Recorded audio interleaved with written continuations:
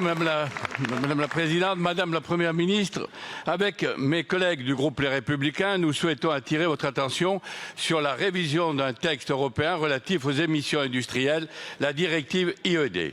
À l'heure où la France est engagée dans la phase des trilogues sur ce texte, nous souhaiterions connaître la position qui sera défendue par les ministres français. Ce texte, qui vise à faire entrer les élevages bovins dans le champ d'une directive relative aux émissions industrielles, alors qu'ils en étaient jusqu'alors exclus, représente un véritable danger pour nos élevages et nos territoires. Les éleveurs de bovins, et notamment les éleveurs laitiers du département de la Loire, sont déjà soumis à l'application de 3 directives concernant le traitement de leurs émissions. Madame la Première ministre, les exploitations laitières françaises subissent des contraintes économiques et administratives lourdes. À l'heure où ces filières sont confrontées à un enjeu d'attractivité et de renouvellement des générations, il est indispensable de les protéger en maintenant leur exclusion de cette directive. Si cette directive était confirmée, le surcoût pour une exploitation laitière d'une centaine de vaches oscillerait entre 20 000 et 27 000 euros. Un tel surcoût est intenable, inacceptable pour nos agriculteurs. Madame la Première ministre, allez-vous écouter nos éleveurs ? Vos ministres vont-ils respecter le vote des eurodéputés qui ont largement rejeté l'entrée des bovins dans le champ de la directive en juillet dernier? Je vous remercie. La parole est à Madame Laurence Boone, secrétaire d'État chargée de l'Europe.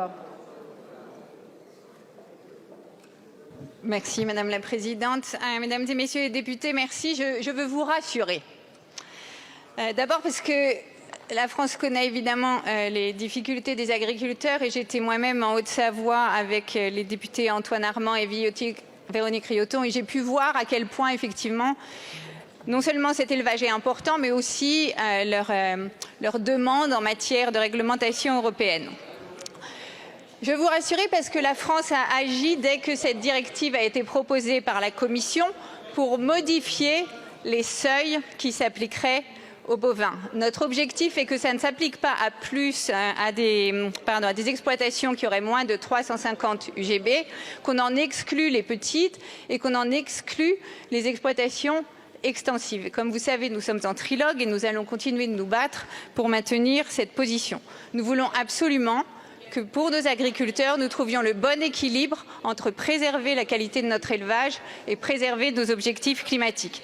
Et puis enfin, comme vous le savez aussi, il y a une chose à laquelle nous nous sommes attachés depuis très longtemps, c'est d'avoir des clauses miroirs pour s'assurer que le bœuf qui entre sur le territoire européen satisfait aux mêmes exigences que le bœuf européen lui-même. Merci.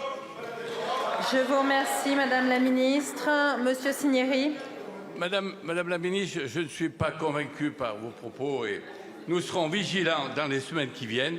Et nous, avec les éleveurs, nous n'attendons pas que des belles paroles, nous attendons des actes.